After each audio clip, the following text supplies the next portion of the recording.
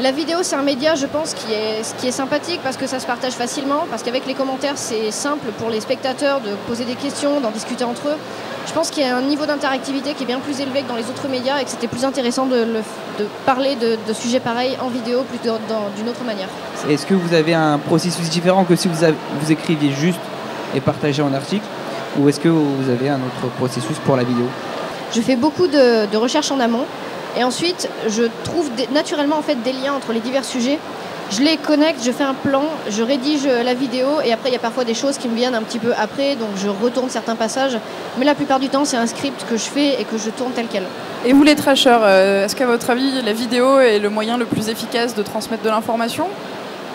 C'est un des moyens les plus efficaces. Je ne sais pas si c'est le plus efficace, mais en tout cas c'est un des moyens qui permet justement de transmettre facilement parce qu'il y a d'autres notions qui rentrent en compte qui sont difficilement apportées en fait par un texte tout simple, qui sont la notion de rythme pour capter un peu l'attention de la personne.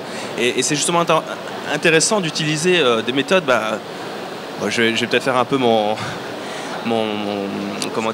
rageux de service, mais par exemple les publicitaires, ça etc. Commence. Voilà, les publicitaires quand ils captent l'attention, etc. Ils l'utilisent à des fins pour capter le cerveau des gens, mais on peut l'utiliser aussi pour justement transmettre du savoir et utiliser ces méthodes-là justement pour plus facilement avoir de l'intérêt. Et les gens suivent plus facilement, à mon avis, en tout cas, même si ça ne remplacera jamais un livre.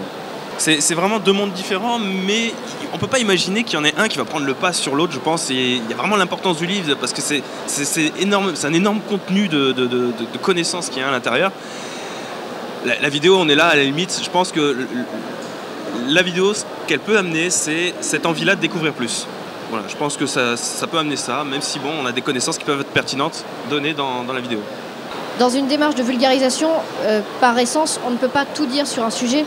Et je pense que les vidéos, quel que soit le thème sur lequel elles portent, peuvent servir d'ouverture vers un sujet, mais que je pense que le but de la vidéo est éventuellement de rediriger vers des œuvres un peu plus complètes, qu'elles soient filmiques ou littéraires, enfin quel que soit leur format. Et je pense que la vidéo sur YouTube, je pense que la vulgarisation est importante, histoire d'éveiller la curiosité, d'éveiller l'intérêt, pour ensuite rediriger vers d'autres formats. Et c'est pour ça que je pense que les deux sont complémentaires et que c'est un petit peu... À mon avis, il n'y a pas un média qui peut remplacer l'autre. Éventuellement, le livre peut changer de forme, comme avec le livre numérique, mais je ne pense pas que l'un soit destiné à effacer l'autre. Et alors, à votre avis, pourquoi est-ce qu'on va se tourner plutôt vers un youtubeur qu'un autre, justement, parce qu'aujourd'hui, il y a quand même énormément de chaînes, il y a plusieurs chaînes qui recoupent les mêmes thèmes. Pourquoi est-ce qu'on va faire plutôt confiance à un youtubeur qu'à un autre sur le fait d'apprendre, de s'informer ? Ça peut être une histoire de concept, ça peut être une histoire de personne. Il peut y avoir deux personnes qui font le même concept de manière totalement différente. Une personne qui a un super concept mais qui ne l'adapte pas hyper bien et du coup on n'accroche pas. Et une autre personne qui va faire le même mais qui va être beaucoup plus à l'aise. Et je pense que c'est quelque chose qui se décide au cas par cas malgré le fait qu'on peut retrouver des grandes lignes.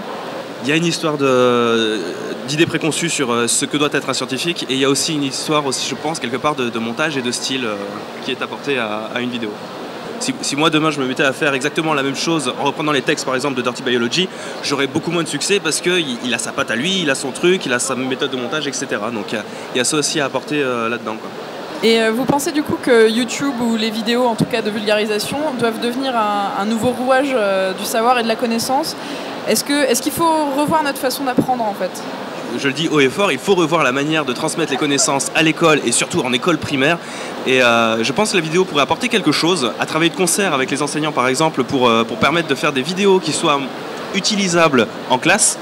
Je pense que ça pourrait être une très bonne idée. Le matériel pédagogique vidéo qui existe aujourd'hui et qui est utilisable par exemple sur un site comme Canopé, il est nul. Très sincèrement. Non.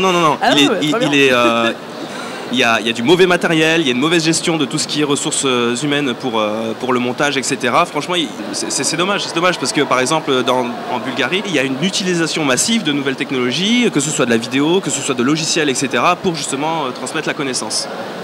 Il faut savoir profiter de la révolution numérique pour revoir un peu nos façons de faire. Voilà, sans pour autant mettre à la poubelle tout ce qui est fait actuellement. Mais sur YouTube, il y a quand même une tendance à vouloir mettre de l'humour un petit peu partout. Même dans la vulgarisation, il y a quand même beaucoup de youtubeurs qui jouent un peu sur cette corde pour donner du rythme, pour accrocher le spectateur. Est-ce que pour vous, c'est quelque chose de nécessaire ? Est-ce que, au contraire, ça gâche un petit peu le propos ? Sur YouTube, je pense qu'il y a aussi ce qu'on a tendance à appeler la dictature de l'humour. Ouais. Ce qui fait que tu es obligé de faire une vanne toutes les 3 minutes, de placer des blagues, etc. Histoire que ça soit super drôle de regarder ta vidéo. Et ça dépend, il y a certaines vidéos qui fonctionnent très bien sans humour, d'autres qui fonctionnent mieux avec. Je pense que c'est au vidéaste de voir dans quoi il se sent le plus à l'aise, mais il y a peut-être certains propos de vulgarisation qui sont un peu desservis par l'humour à tout va. Après, je pense que ça dépend du format et du vidéaste en fait. Ça dépend du format. Après, il faut aussi distinguer ce qui est humour et légèreté.